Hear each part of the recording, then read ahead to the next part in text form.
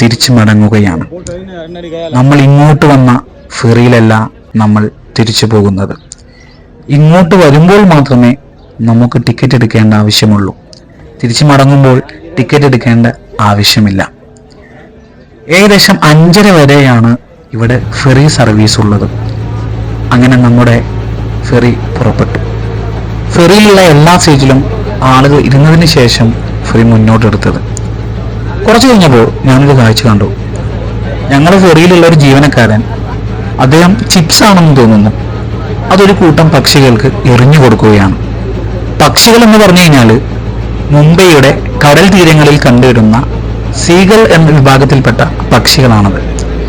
അവർ വന്ന് അത് ഓരോന്ന് കടിച്ച് എടുത്തുകൊണ്ട് പറന്നു പോവുകയാണ്. അത് ഗംഭീരമായിട്ടുള്ളൊരു കാഴ്ചയായിരുന്നു.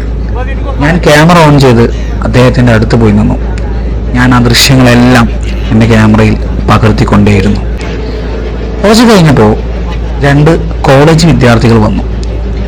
ഈ ഫെറിക്കകത്തുള്ള ഷോപ്പിൽ ചെന്ന് അവരും ഒരു പാക്കറ്റ് ലേസ് വാങ്ങിച്ചു. പിന്നീട് അവരായി ഇവർക്ക് ഫുഡ് കൊടുക്കുന്നത്. ഇത് കുറേ സമയം തുടർന്നുകൊണ്ടിരുന്നു. കുറച്ച് സമയത്തേക്ക് ഞങ്ങളെ ഫെറിയിലുള്ള എല്ലാവരുടെയും ശ്രദ്ധ, എല്ലാവരുടെയും കാഴ്ച ഇതായിരുന്നു. ഫെറിക്കകത്തുള്ള ഷോപ്പിൽ തകൃതിയായിട്ട് കച്ചവടം നടന്നുകൊണ്ടിരിക്കുക. എല്ലാവരും ലേസ് വാങ്ങിക്കുന്നു, ചിപ്സ് വാങ്ങിക്കുന്നു, എന്നിട്ട് മത്സരിച്ചുകൊണ്ട് ഈ ബേർഡ്സിന് തീറ്റ കൊടുത്തുകൊണ്ടിരിക്കുന്നു. കുറച്ച് കഴിഞ്ഞപ്പോൾ അവിടെ ഉണ്ടായിരുന്ന ഒരു കൂട്ടം ഉസ്താദന്മാരുണ്ട്. അവരും വന്നു. അവരും ഓരോ പാക്കറ്റ് ചിപ്സ് വാങ്ങിച്ചു.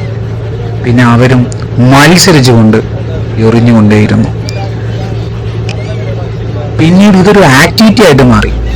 ആരുടെ കയ്യിൽ നിന്നാണ് ഏറ്റവും കൂടുതൽ ഫുഡ് എടുക്കുന്നത് എന്നുള്ളൊരു മത്സരമായിട്ട് മാറി.